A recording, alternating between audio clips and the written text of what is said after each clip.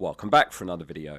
An early look at my team selection and transfer plans for Game Week 12, plus let's recap what we've learned from the weekend's games to take into the next game week. Who's got the best upcoming fixtures? Who's the best for Defcons after 11 games? Let us know in the comments as well, how many points did you finish on in Game Week 11?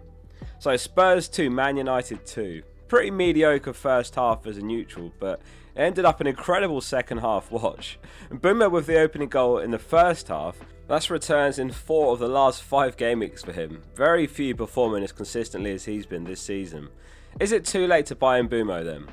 I would say definitely not. The next 4 fixtures are Everton home, Palace away, West Ham home and Wolves away. And you might even get Bournemouth home as well out of him in game week 16 just before he goes to AFCON. But failing that, it's still a 4 game week play, which is a perfectly sound range to buy a player for. Let's not forget, in game week 16 we're all topped up to 5 free transfers as well, so the value of free transfers is declining every week as we near then, meaning you can afford to buy players for a shorter time span and be a bit more aggressive. Ordinarily when I buy a player I'm looking at the next 4 to 5 game weeks at least to own that player, but this season's a unique one where we can play increasingly aggressively leading up to game week 16. Man United went ahead, then went behind, and they clawed back a point. That's consecutive games that they've done that, going ahead, going behind, and then coming back to draw. The last time that happened in consecutive games was 2012. Richarlison getting booked for taking his shirt off for scoring the winner, only for it to not be the winner, as a Bruno corner found Delict for a 96th minute equaliser. I mean, Richarlison's got to be one of the unluckiest players ever. Like, who remembers when he took his shirt off against Liverpool and he thought he'd done it then? Everton 2, Fulham 0. Moyes just became the 3rd manager after Fergie and Wenger to win 20 Premier League games against a single club. In his case, that was the 20th win over Fulham. Really pleased to see Keane's score, having touted him as a great pick for $4.5 million in recent weeks. Much better than Tarkowski in the context of that $1 million saving. A goal, a clean sheet, 3 bonus for a 15-point haul. Did any of you have him in your team? Dewsbury Hall had a great game as well, and he could have had a huge score if not for some offsides. Everton had 3 goals, I think it was, ruled offside in fact, and he was involved in some of those. He did still get an assist, and he got Defcon and some bonus for a 9-pointer, and I think he does look like by far the best of any midfielder 5 million and under. King was benched for Fulham as well, by the way, who in fairness still does look the best option for 4.5 mil, but for 0.4 mil more, I'd say it's a massive upgrade in Dewsbury Hall. I suppose the other one that comes to mind as I speak is Potts from West Ham, who hit Defcon in their game. And Dye did start after coming off early the week before with a possible injury, but no returns from him. Anderson did hit Defcon for a 3-pointer. Sunderland 2, Arsenal 2. Another insane game this one. Inevitably, Arsenal finally concede, and it's a former Arsenal defender that scores it, Ballard. Mukiele assist. So yeah, clean sheet gone by minute 36. Saka equaliser in the 54th minute, Marino assist. And then Trossard with an incredible goal exactly 20 minutes later to put Arsenal ahead. Only for Brobby to equalise in the 94th minute. Sunderland are genuinely fantastic to their credit. They look so good this season. Still undefeated in home fixtures, and that's for a good reason. Make no mistake though, Arsenal's defence is still really elite. They only conceded 0.44 expected goals.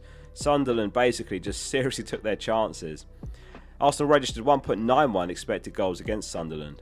That's Ballard's 3rd double-digit return of the season, but in honesty, I still think Mukiele looks the more sensible pick for 0.5 million cheaper. Not just the saving actually, but when Alderete's back after the break, we could see Sunderland go to a back 4, which would see Ballard miss out unfortunately. Might not happen given recent form, but it is a factor. So coming back from the break, who's got the best fixture run in the league? We've basically got a 3-way tie at the top here for the next 6 game weeks. It's Bournemouth, Liverpool, and Man United that have got an incredible run from now to game week 17, next 6 game weeks. All 3 come back from the break with a good home fixture as well.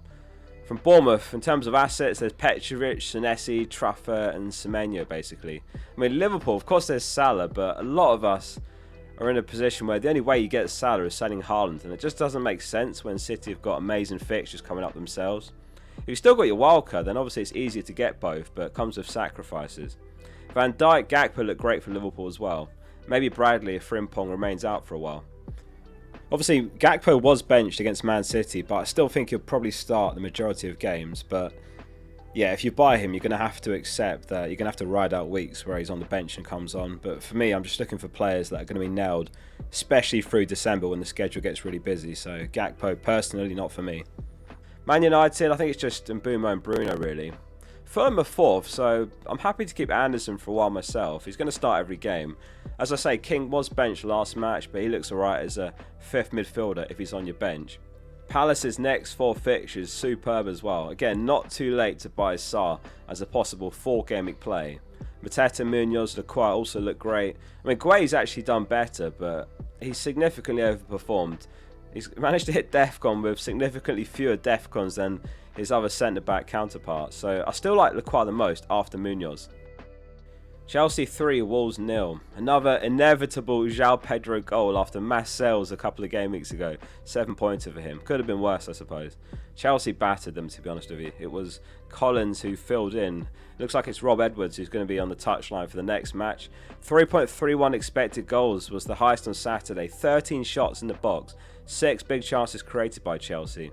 It's Burnley next for Chelsea as well.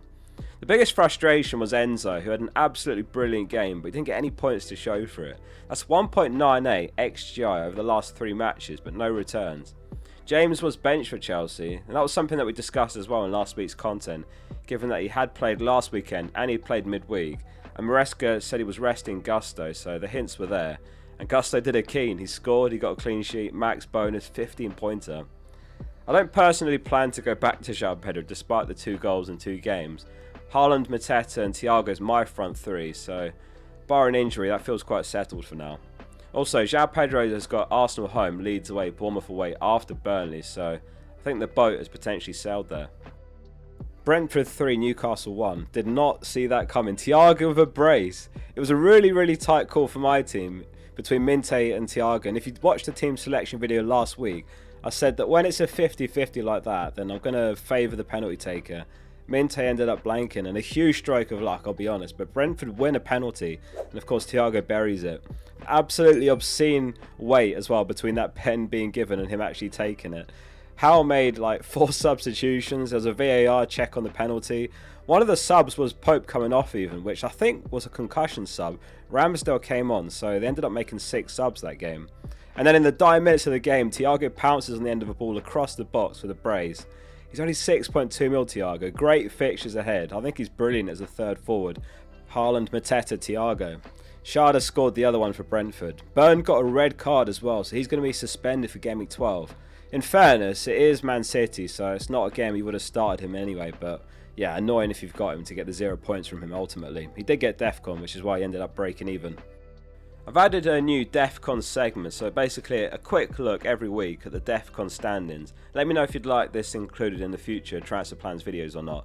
So basically we're looking at which players are producing the most Defcons per 90 to help identify which players are likeliest to get those extra 2 points for us every week. We've also got a column for Defcon success rate, so what percentage of games are they getting Defcon in. We've also got a total contributions column. So Senesi sits top of all defenders with 12.99 Defcons per 90 and a 73% success rate. Anderson's 70% success is next highest, and Anderson is third after Van Dijk for per 90 overall. Despite the 3-0 loss, I actually still think Van Dijk looks a great option for that run from game week 12 onwards after the break. Richards and Lacroix both been excellent for Palace. If I was going to rank the Palace defenders, my order would be Munoz, Lacroix, Richards, Guehi, Mitchell.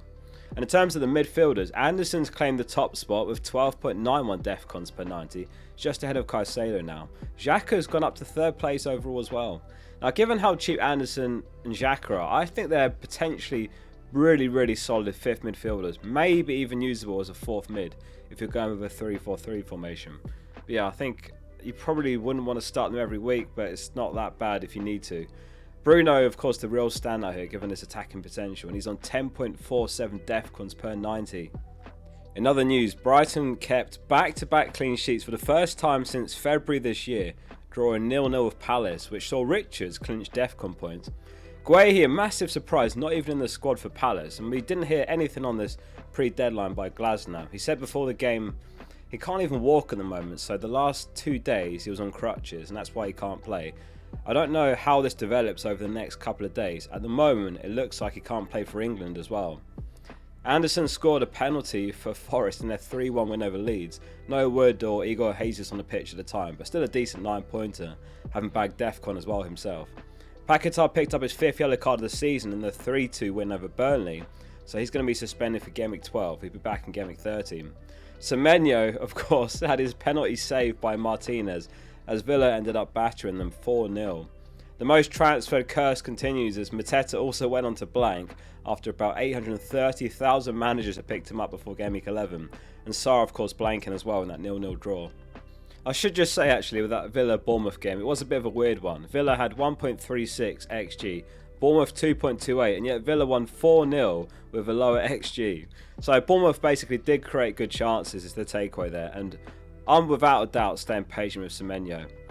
Lastly, Man City beat Liverpool 3-0. Another missed penalty. Mamardashvili down to his left to save Haaland's pen. Have any of you had 4 missed penalties this season now? I was thinking it back through and I've had 2 Bruno missed pens, 1 Semenyo this week and obviously 1 Haaland this week as well. So 4 missed for the season. Haaland did go on to score however, and Man City looked the better team, comfortable 3-0 win.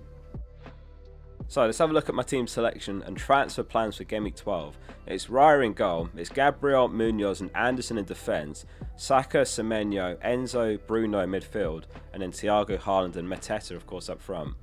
The 4-mil defenders actually don't have terrible fixtures, so Mukiele and Rodon there as good emergency backups, like just in case I need them. Having spent 3 transfers last game week with only 1 free transfer now, nothing in the bag, it's a straightforward roll currently. Obviously I don't need to roll too much because we've got the 5 transfers coming in Game Week 16, but I do think sitting on 2 or 3 would be something good to work towards in the build up to Game Week 16, and then maybe look to spend all my free transfers in Game Week 14 or definitely in 15 if not. Given I've got nothing in the bank, obviously I'm quite limited of what I can do in the coming weeks, so I'm wondering where am I actually going to make transfers, and I think the one area I could see myself freeing up some money, maybe chopping things around, is dropping Enzo in Game Week 13 when he's got Arsenal. This could give me the money to use in defence, for example, like it could be Enzo to Minte, and then I could do something like Rodon to Truffer for Bournemouth's fixture run. But again, I'm still sitting on the free hit, and I think Game Week 13 does look like a nice week to use it. So if I free hit that week, then I'm going to still have Enzo, which isn't necessarily bad, because I'll have him after that for Leeds away, I think it is, but it does put me in a difficult spot, because in Game Week 14, Anderson's got Man City home, Mukiele's got Liverpool away, and Thiago's got Arsenal away in Game Week 14, so in a way it might actually make sense not to free hit in 13, because then I can sell Enzo, and then I can upgrade a player in Game Week 14, but then yeah, I'd have to use the free hit in a later week, 16, 17, 18, maybe 19, not sure yet, but that's kind of where I'm at with my team. Captaincy I think looks really wide open as well for Game Week 12, like Saka's got Spurs home, he's got a great record on the derby. Enzo is still showing a lot of promise and he faces the worst defence, so I still don't mind him. But Mateta's got Wolves, Bruno's got Everton home, but I have got the armband on Haaland as it stands. And then as usual right now I'll try and make up some gains elsewhere in the team of my other 10 players. If you enjoyed this video, do hit subscribe by tapping the button below, it's completely free. Let us know in the comments, as I say, how many points you got in Game Week 11. See you soon for the next one.